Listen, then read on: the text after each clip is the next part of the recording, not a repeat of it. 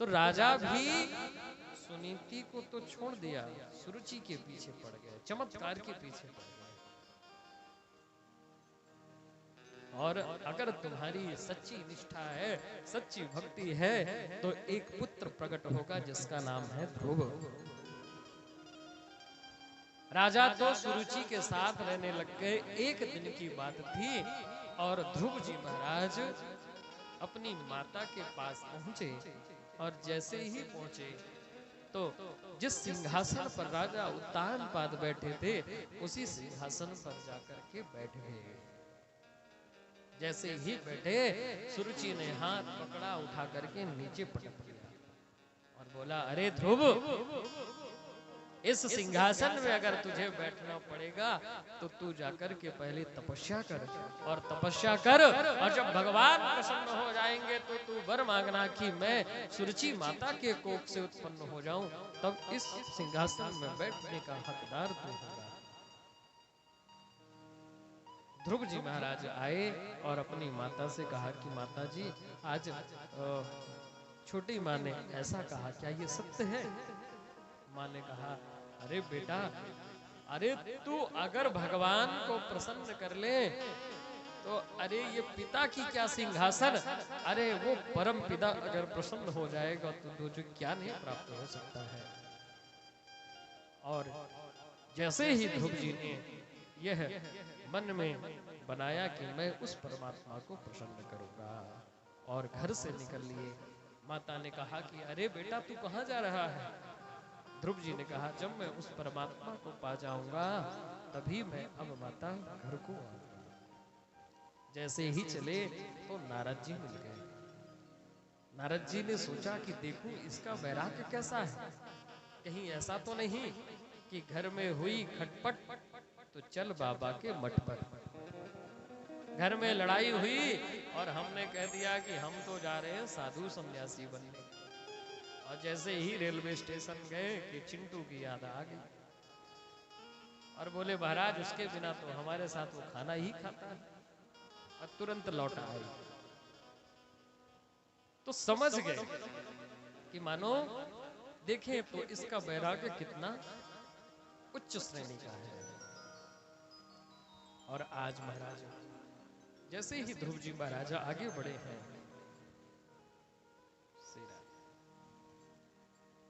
ध्रुव जी महाराज जैसे ही आगे बढ़े तो नारद जी महाराज मिले, और नारद जी ने मानो परीक्षा लेनी चाहिए कि देखूं तो इसका वैराग्य कैसा है,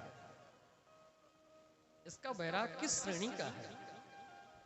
और ध्रुव जी महाराज के पास गए नारद जी और कहा कि अरे ध्रुव, तुम उस परमात्मा को पाने के लिए चाहते हो, इसके लिए तो ना जाने कितने देवी देवता, ना जाने कितने दिनों से साधना कर रहे हैं, परंतु उस भगवान को अभी तक कोई नहीं पाया, और तुम उस परमात्मा को पाने के लिए जा रहे हो,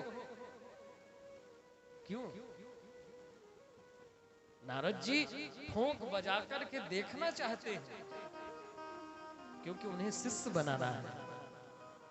और पहले के गुरु जब शिष्य बनाते थे तो ठोंक बजा करके देखते थे कि ये हमारे पात्र है कि नहीं है। और कलयुग में तो संत कहते हैं कि गलियन गलियन गुरु फिरे, हमसे दीक्षा लेओ और नरक जाओ चाहे स्वर्ग में धोती गमछा दो।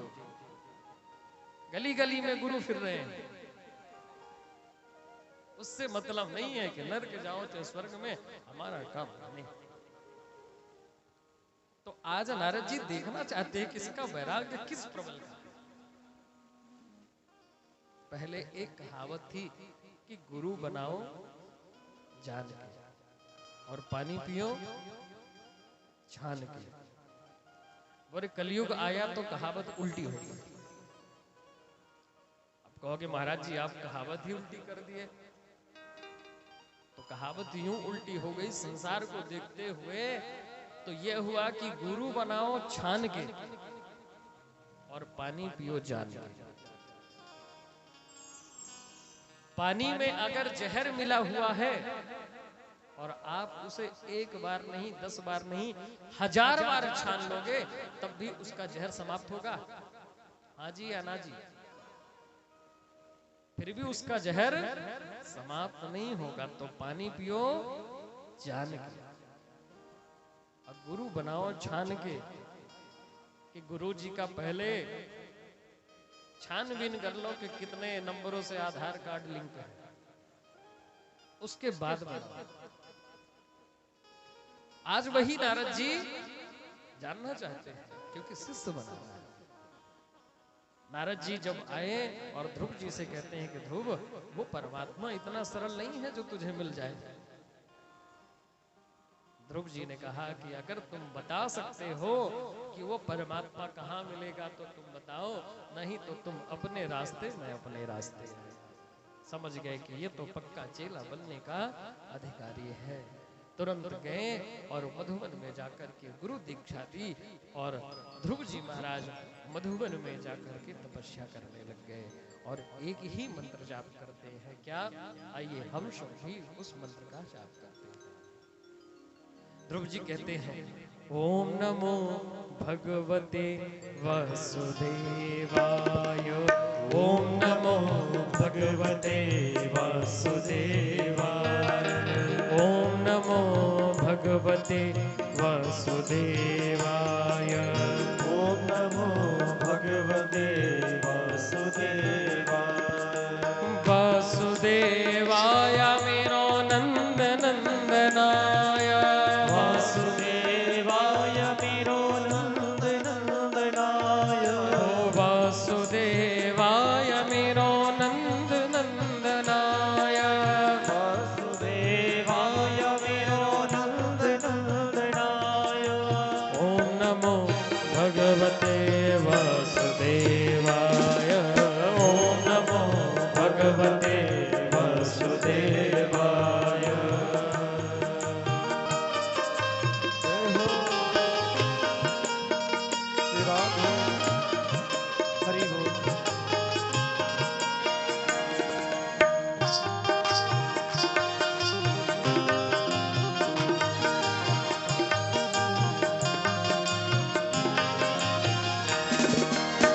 ध्रुव जी महाराज की समाधि चालू हुई तो 3 दिन में 1 दिन खाते हैं।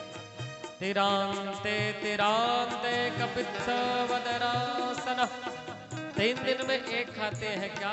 कपित्थ, कैथा और बेर, और बेर खा करके वही मंत्र जाप कर रहे हैं। वासुदेवाय मेरो नंद नंदनाय, वासुदेवाय मेरो नंद नंदनाय, वासुदेवाय मेरो राधवल्लभाय, वासुदेवाय मेरो राधवल्लभाय, वासुदेवाय मेरो कृष्णवल्लभाय, वासुदेवाय मेरो कृष्ण वल्लभाय।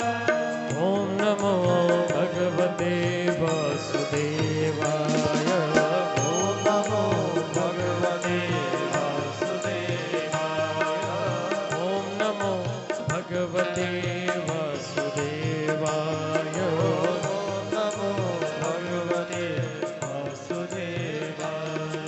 दूसरा महीना आया तो 6 दिन में 1 दिन खाते हैं और मंत्र जाप करते हैं। तीसरा महीना आया तो 9 दिन में 1 दिन ध्रुव जी खाते हैं और मंत्र जाप करते हैं। चतुर्थ महीना आया तो 12 दिन में 1 दिन खाते हैं और वही मंत्र जाप कर रहे हैं। वासुदेवाय मेरो गोपी वल्लभाय, वासुदेवाय मेरो गोपी वल्लभाय, वासुदेवाय मेरो राधवल्लभाय, वासुदेवाय मेरो राधवल्लभाय।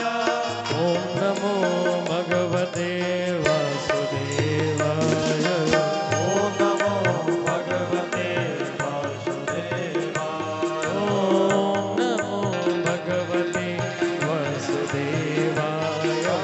ओम नमो भगवते वासुदेवाय।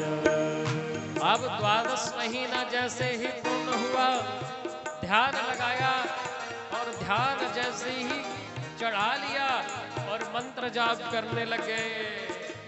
वासुदेवाय मेरो राधा वल्लभाय, वासुदेवाय मेरो राधा वल्लभाय, ओम वासुदेवाय मेरो कृष्ण वल्लभाय, वासुदेवाय मेरो कृष्ण वल्लभाय, ओम नमो भगवते वासुदेवाय, ओम नमो भगवते वासुदेवाय, ओम नमो भगवते वासुदेवाय, ओम नमो भगवते वासुदेवाय, ओम नमो भगवते वासुदेवाय। अपना ध्यान जैसे ही खींचा, देवता छटपटाने लग गए। हे प्रभु, भगवान के पास दौड़े दौड़े गए, भगवान से कहते हे प्रभु मैं सांस नहीं ले पा रहा हूं, हमारी तो सांस अवरुद्ध हो गई। भगवान ने कहा कि मेरा भक्त एक मधुबन में तपस्या कर रहा है। और सुखदेव भगवान कहते हैं कि आज स्वयं भगवान मधुर वनम भक्तृदतम चतागतः, भगवान भक्त के दर्शन करने के लिए प्रकट हुए। भगवान जैसे ही सामने ध्रुव जी के प्रकट हुए, ध्रुव जी आंखें बंद कर करके ओम नमो भगवते वासुदेवाय मंत्र जाप कर रहे हैं।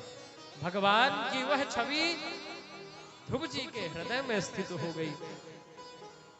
अब भगवान सामने खड़े हैं और ध्रुव जी आंख बंद करके जप कर रहे हैं।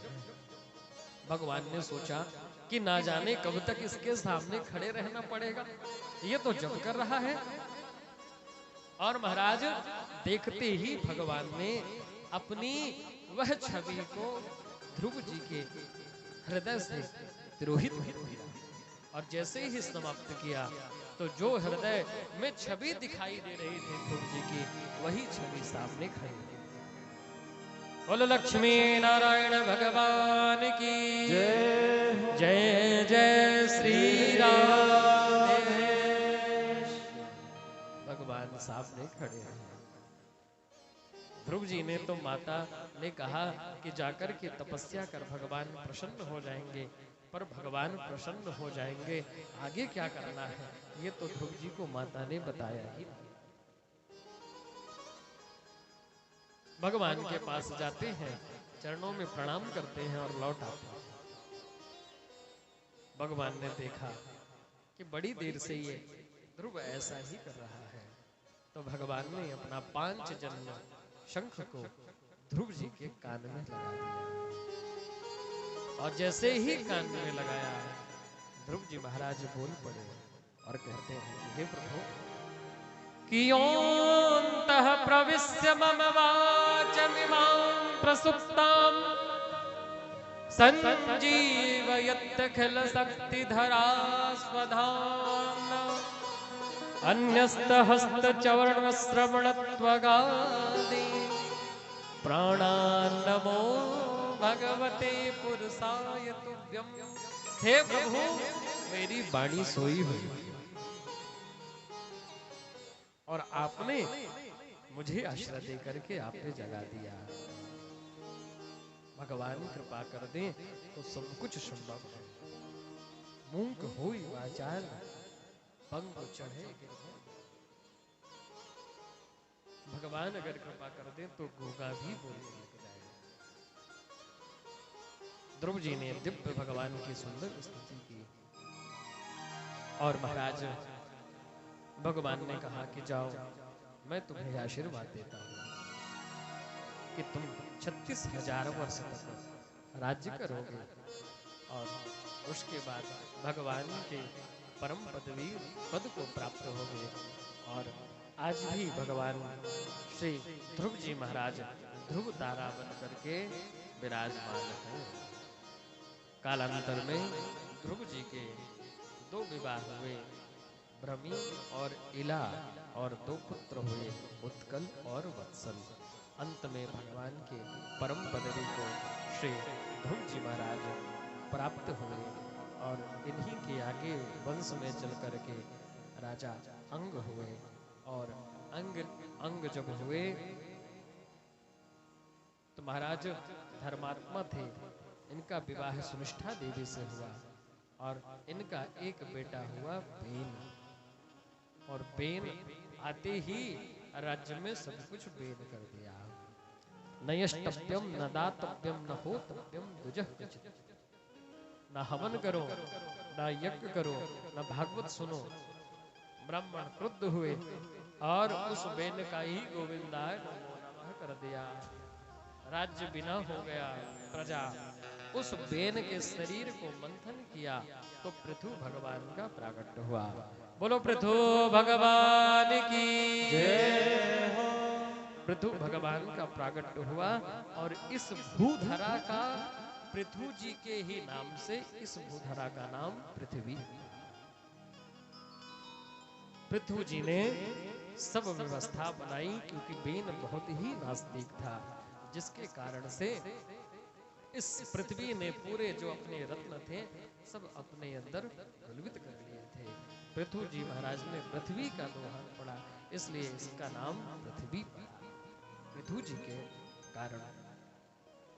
पृथु जी के यहाँ एक बार सनत सनंदन सनातन सनत कुमार चारों भाई आए और कहा कि प्रभु आप अगर आ गए तो मानो मेरा कल्याण हो गया। क्यों?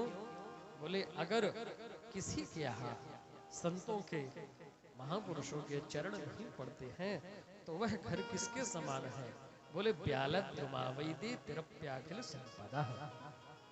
बोले जैसे आम का फल है, पेड़ है, उसमें सुंदर सुंदर आम लगे हुए हैं, परंतु वह हजारों नागों से लिपटा हुआ है और उसे कोई खाने वाला नहीं है, तोड़ने वाला नहीं है। उसी प्रकार पृथु जी कहते हैं कि तुम्हारे घर में खूब धन संपत्ति वैभव यश है, और जिस घर में संतों का आगमन नहीं हो रहा, ब्राह्मणों का आगमन नहीं हो रहा, महापुरुषों का आगमन नहीं हो रहा, तो बोले घर वह उसी समान है कि उसमें हजारों नाग लिपटे हैं। वो घर उसी समान है जिसे उस वृक्ष को फल को कोई नहीं तोड़ सकता। बोले वह संपदा भी उसी समान है प्रभु। और महाराज दिव्य उपदेश दिया महाराज ने। शुभदेव भगवान कहते हैं पुरंजनों को आख्यान के माध्यम से बताया, और महाराज आगे चल करके चतुर्थ स्कंद को यही प्रणाम हुआ। पंचम स्कंध में प्रियव्रत का चरित्र है। प्रिय आने निश्चय और व्रत माने दृढ़ संकल्प, वही है प्रियव्रत। जो दूसरे बेटे हुए उनका नाम था प्रियव्रत, और उत्तानपाद दो बेटे हुए। उत्तानपाद के बेटा हुए ध्रुव, और शुभदेव भगवान कहते हैं जो प्रियव्रत है राजन, प्रियव्रत महाराज ने एक दिन मन में विचार किया कि ये रात क्यों हो जाती है। रात जैसे ही हो जाती है सब सो जाते हैं, विषय वासना में भोग लिप्त हो जाते हैं, और प्रियव्रत महाराज ने एक रथ का निर्माण किया, और जिसके प्रभाव से 7 दिन तक रात ही नहीं हुई। ब्रह्मा जी आए और ब्रह्मा जी ने कहा भैया जहां रात्र है वहां उसका एक अलग महत्व है और दिन का एक अलग महत्व। यान शाम सर्वभूतानाम यस्याम जागृत संयमी यस्याम जागृत भूतानि सा निशा पश्यतो मुनः। जहां ऋषि लोग रात में ही समाधि करके भगवान के प्रथम पद को प्राप्त करना चाहते हैं। शुभदेव भगवान कहते हैं कि राजन जब वह रथ प्रस्तुत हुआ, भगवान ब्रह्मा आए और कहा कि अपना दुराग्रह ताड़ो, और उन्होंने अपना दुराग्रह त्यागा और उस रथ से 7 चक्कर लगाए, जिसके 7 द्वीप हो गए। सबसे पहला है जम्बू द्वीप, जिसके हम सब और आप वासी हैं। इसके राजा बने नाभि, और इन्होंने आग्नेन्द्र, इनके बेटा हुए आग्नेन्द्र पूर्व चित्री अप्सरा से विवाह किया, और अंत में इस अजनाभ खंड को 9 भागों में बांट दिया। और पहला अजनाब खंड का उसके राजा बने राजा मेरू और उनके पुत्र हुए ऋषभ। ऋषभ नंदन बने सम्राट। ऋषभ भगवान के पुत्र हुए जिनका नाम था भरत। और भरत को सत्ता का भार दे करके ऋषभ भगवान चले गए। भरत जी भी अपने एक दिन बच्चों को बुलाया और बुला करके दिव्य उपदेश दिया और कहा, बेटा इस संसार में तुम्हारा कोई सगा नहीं। अगर भगवान की भक्ति में कोई बाधा आता है वह तुम्हारा कोई सगा नहीं। गुरुर न सस्यात् सजनो न सस्यात्। चाहे वो गुरु हो, चाहे वो माता हो, चाहे वो पिता हो, चाहे वो बंधु हो, चाहे वो भाई हो, चाहे वो बहन हो, कोई भी हो, अगर भगवान की भक्ति में आता है कोई बाधा उसे त्याग देना चाहिए। और आज किसी ने कोई त्यागा तब कहते हैं कि हाँ, तजो पिता प्रहलाद विभीषण बंधु भरत महतारी। तजो पिता प्रहलाद, प्रहलाद ने अपने पिता को त्याग दिया। तजो पिता प्रहलाद विभीषण बंधु, विभीषण ने अपने भाई को त्याग दिया। भरत जी ने अपने माता को त्याग दिया। बलि गुरु तजो, राजा बलि ने अपने गुरु को त्याग दिया। तजो पिता प्रहलाद विभीषण बंधु भरत महतारी, बल गुरु तजो कोट सद यद्यपि परम संगी। कोई आए उसे त्याग देना चाहिए। और महाराज दिव्य उपदेश दे करके भरत जी महाराज चले आए कहां? कुल्हाश्रम में भजन करने के लिए। भजन करते हैं, भगवान सूर्य को अर्घ दे रहे थे कि एक दिन की बात थी।